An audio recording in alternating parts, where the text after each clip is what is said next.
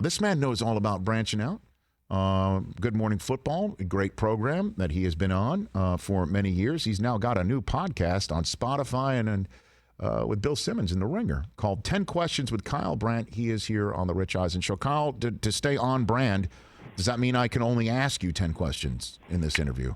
Au contraire, Rich. Believe me, I've got some questions prepared for you, my friend. Should you be willing to indulge later in the conversation? Oh, baby. Is there a limit on the number of questions?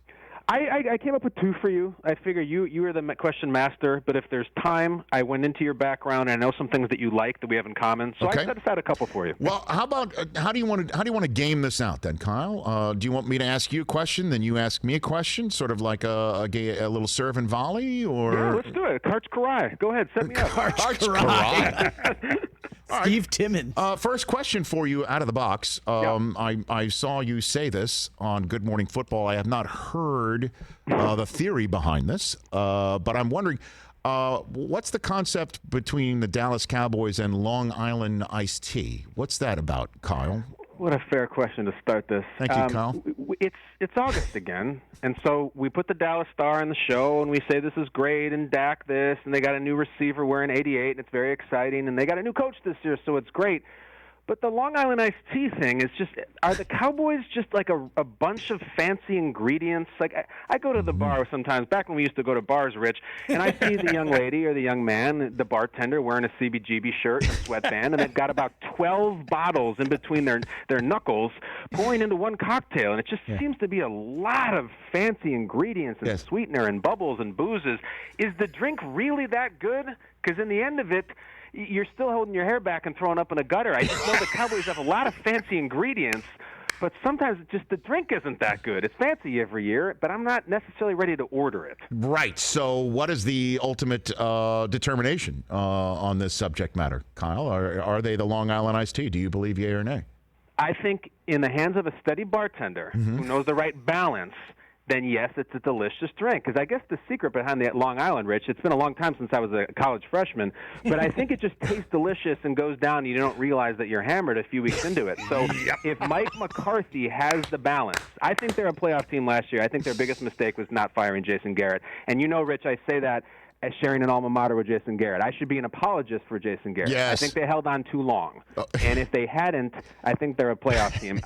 If Mike McCarthy is the guy, that's great. But, Rich, they're never great. They're always just solid. Dak Prescott is a solid quarterback. Mike McCarthy is a solid hire. When are they going to be spectacular? We've been waiting 25 years for this. You know, Kyle, here on the Rich Eisen Show, we consider solid a 4-letter word. We do not. solid is the so-called compliment you pay to somebody that does not deserve a compliment. When somebody says, you know what, that's solid, it's usually done in a very higher register voice, too. I don't believe it. So that's not a good compliment, saying that somebody's solid. And there is an I in solid, Rich, and so it's not meant to be as a compliment, no. So then they haven't deserved one. Pulling on this strand a little bit more, Kyle Brandt, does that make the Giants the fuzzy navel of the division? Or who's the Jell-O shot? You know, who's the Eagles? I'm going to go. God, what a great question. Thank you. I'm going to go. They're more of a test tube shot. We do one of those someday. Little thin, tall, but exciting as all hell. Yes. And the Saquon is, I think, the whipped cream garnish on the top. Okay. Because it's just not proven. And if you don't know test tube shots, I wouldn't suggest indulging, because 3 of them you might be on the floor. And we don't know what we're getting from these Giants. Okay, very good. Kyle Brandt here on the Rich Eisen Show, again from Good Morning Football, and also 10 Questions with Kyle Brandt on The Ringer and Spotify, where all podcasts can be gotten from that label. All right, your turn now. What do you have for me? So the way it works, Rich, is it's trivia-based. So you have on Aaron Rodgers. Aaron Rodgers loves Lord of the Rings. You ask him a trivia question about Lord of the Rings. Yes. He has a few laughs. And then we talk about, well, Aaron, what do you think about people who think that you don't have enough rings and that you've underachieved with one? And you get to the substance. So for you, Rich, I'm going to give you 2 categories you can choose from. Would you like a trivia question from 80s films or from comic books? I'm going to go 80s films. That's probably a little bit more up my alley than the old comic books. Myself as well. Here's your question, Rich Eisen. Here's of your 2 questions. Yes. In the 1984 film Red Dawn, the high school students who battle Soviet troops go by what mascot name? Easy. Can I phone a friend? Yeah, Call me, Rich. Go ahead. Call me. but Del Tufo and 100%. and T.J. Jefferson have raised their hands. 100%. We both have it. Could it be Wolverine? Oh. That is correct. Thank you so much. Rich Eisen gets it. Ding, ding, ding.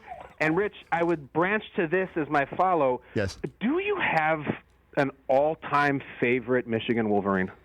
Oh, man. And you can't say Bo Schembechler. I know you love Bo, but I need a player. All-time favorite Michigan Wolverine. This is problematic for me because if I say Desmond, then Charles Woodson will be very pissed. Exactly. And vice versa. Or C-Web.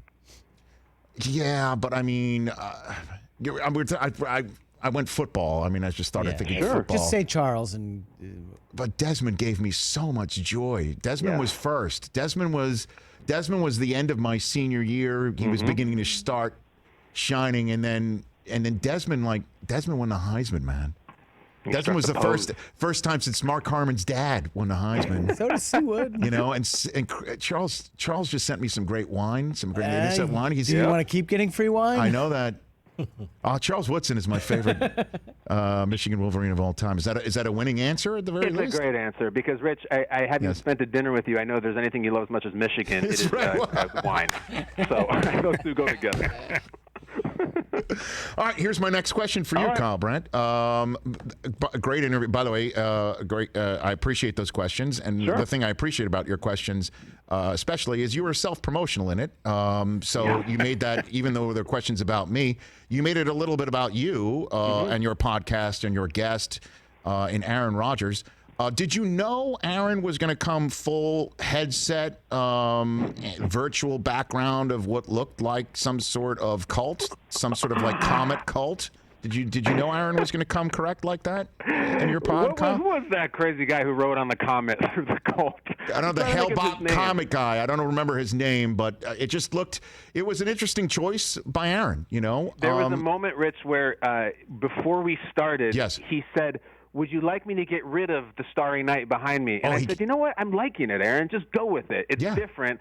And I think he was happy with the answer. So make the guest comfortable. Yes. I didn't know he was going to come with the space background, nor did I know he was going to sit down with what appeared to be a bucket of Scotch whiskey that he would pull from throughout the interview. Did he really? No kidding.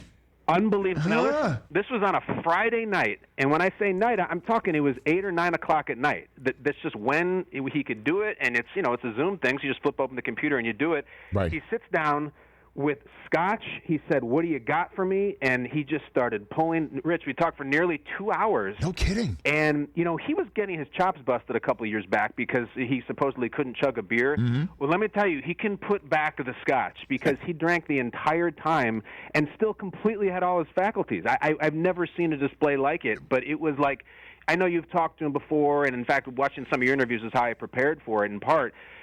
It's one of these things, Rich, where you get a great name, and he's in a great place, and he's got nowhere to go, and you got a whale on the line, and you just keep asking questions, and he just kept drinking, and it was awesome. Yeah, but it's only 10. You couldn't go further than 10. You see that? Well, what you have is the backbone is the 10. You have 10 trivia questions, but you can ask innumerable follow-ups. That's easy. I 10 trivia, and then I could ask whatever we want. So we stretched that thing forever, and I think he finished 3/4 of a bottle. Incredible. Kyle, I got to be honest with you. I know Aaron got a ton of crap because Bakhtiari was slamming beers and he couldn't, and then it's on the jumbotron, and then Trubisky pounded a beer later on, and then at a ball game, and then Matthew Stafford with his wife, and so all the other NFC North quarterbacks were basically showing off. I mean, Kirk Cousins was probably having milk anyway, but when it all comes down to it, though, I saw a Scotch drinker. I saw a liquor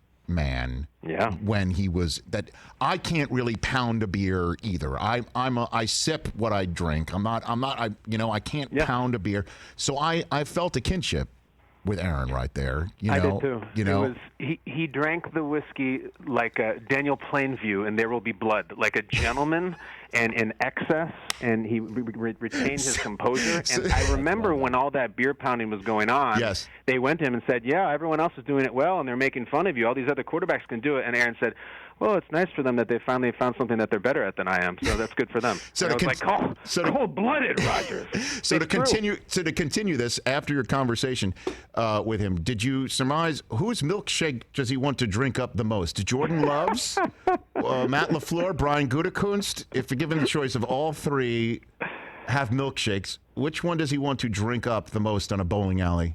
In the long straw, Yes. in the incredible inside bowling alley. Yes. Listen, I tried to get him into milkshake mode, Rich. I tried to find some angst and some chip and some anything, even as the booze continued to flow. Yes. It wasn't there. He was very calm. The word I would use to describe his future with the Packers from him is certainty. You look at his eyes, and there's not a stitch of doubt that he will one day play for an NFL team that is not the Green Bay Packers. He knows it.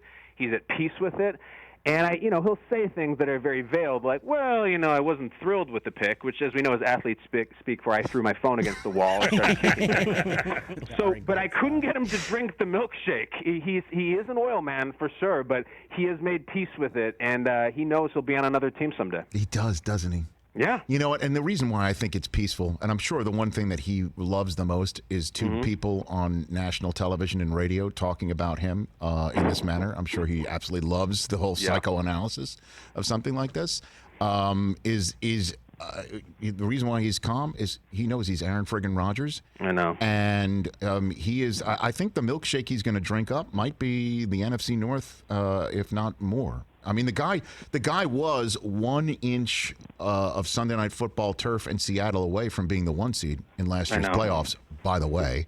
And if Raheem Mostert wasn't still hitting his head on the goalpost right now, he might have been in the Super Bowl last year. I think he was, and that's what makes the draft pick all the more fascinating. I think if there's any milkshake he's trying to drink up, if there's any competition, he talked about Mahomes and Lamar.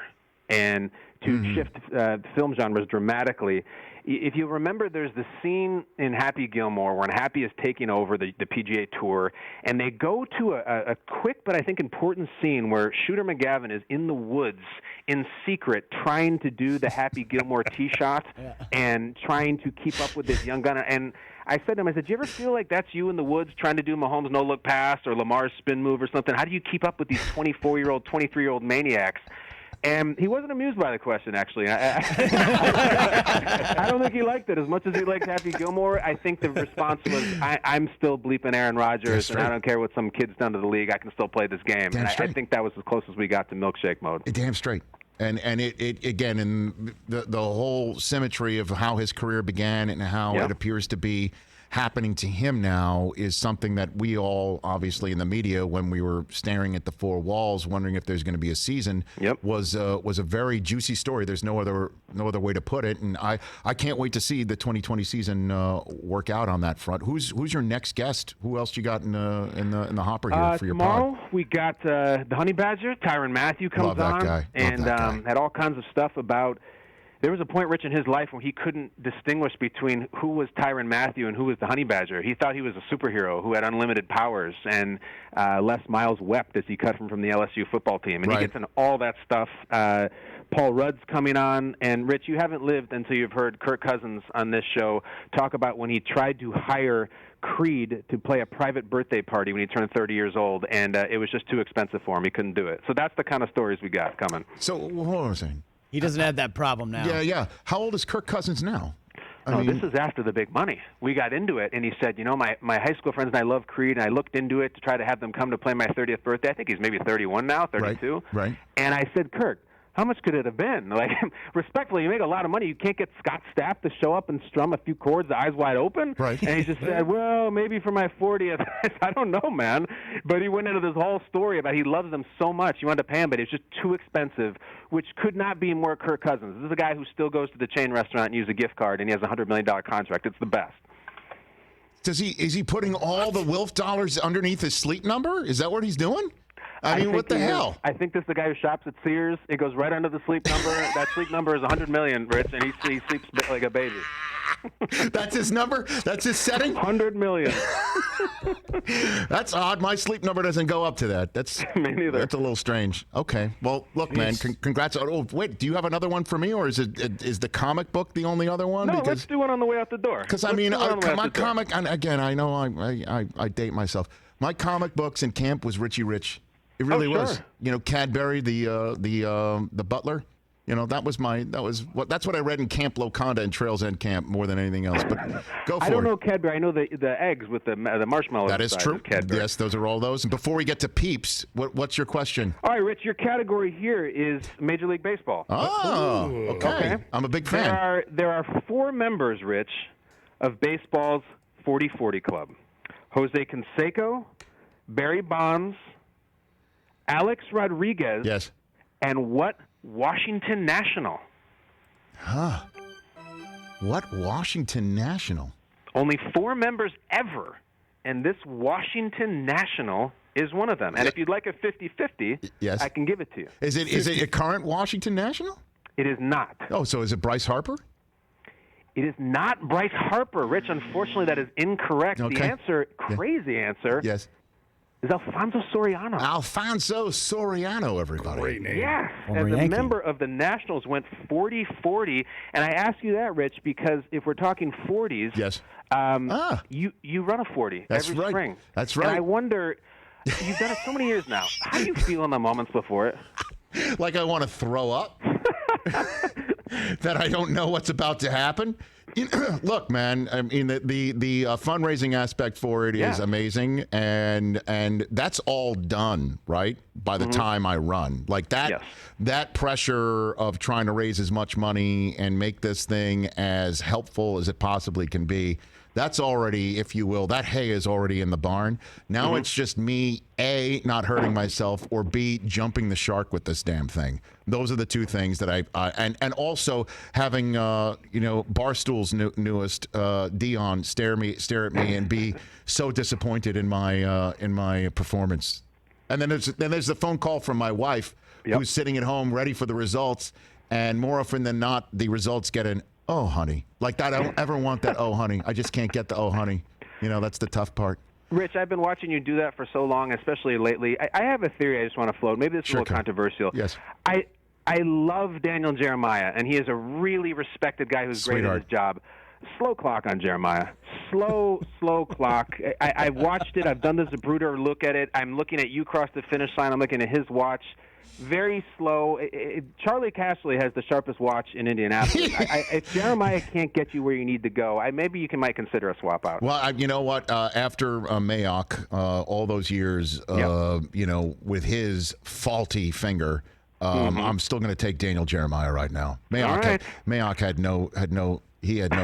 no chill, to say the least. Oh, you know what? There was one question I've been promising to ask you. So there's an by the way, as we go out the door. Do all Bears fans want Trubisky to A, succeed, B, not start at all and rip the knob off, or C, totally resigned he's going to start and want him to flop? I'm rooting for him. I'm rooting hard for him. And I was asked the question the other day by a friend of mine who's a Bears fan, who do you think will start week one? I said Trubisky. He said, so does Foles, do you think, come in at halftime or after the first quarter? And I was like, you jerk. Let's root for this guy. Listen, Mitch Trubisky, for all his faults, is a Chicago Bear. Nick Foles is a vagabond, a mercenary who is not a bear in any stretch of the imagination. Mitch Trubisky is a Bear. He's athletic. He's a good person. He's a good citizen. He stays off Twitter. He's smart. We're rooting for this guy, and I've seen the list of fifth-year option guys who don't get it. It's full of Paxton Lynch and Johnny Manziel. It's not pretty. But damn it, Rich, I'm rooting for Rich Eisen. I'm rooting for Rich Eisen and Mitch Trubisky. Thank you. Look at that. I appreciate that. Okay, so you want Trubisky to succeed. You want this thing to work, and that years from now, when you're picking the confetti up off the Michigan Avenue pavement, you'll remember these times where everybody thought that Foles was going to keep Trubisky from winning. Yeah, the guy comes in with a statue and a Super Bowl MVP, and this is the future. And honestly, Rich, the football gods act in mysterious ways, and so do the actual gods. I think if this were a normal season, I don't think Mitch Trubisky had a chance to start week 1. I think it is Foles. I think it is all preseason, and Nagy has produced this entire thing to get Foles. Now, and Nick Foles has no relationship with Allen Robinson. He has no relationship with Tariq Cohen. It's chalk, and Trubisky's got years there. And because of this ridiculous year we're going through and the strangest preseason ever, I think Trubisky's going to get the job by default. Okay. Well, I can only hope to bring this whole conversation full circle, Kyle, that you're not one of those, say, 40-year-old guys that keeps on slamming Long Island iced teas to relive the days that you think that were so great for you, and it turns out to be a very bad move, and it's just not fitting. You know what I'm saying? I just hope that's not the case. I do. It's one of these things where he's Mitch, but he's our Mitch, and we got to deal with it. The Bears have 99 problems, and Mitch is one, and we will figure it out one way or another. But Rich, I will be drinking a Long Island iced tea next week when I'm watching you on Peacock. So I'm God bless you. Very God happy. bless you. Congratulations. And I will be doing the same thing when the latest episode of 10 Questions with Kyle Brandt premieres, as it does every Wednesday for the Ringer and Spotify, featuring the great Tyrann Mathieu, who I adore, and can't wait for that conversation with Kirk Cousins and the rest of your guests that you're pulling, man. Congrats, and let's chat again real soon. You're the best, Rich. Thank you. Right back at you. That's Kyle Brandt, everybody, right here on the Rich Eisen Show. Hey, you watched all the way to the end. Thanks for that. Watch more right here.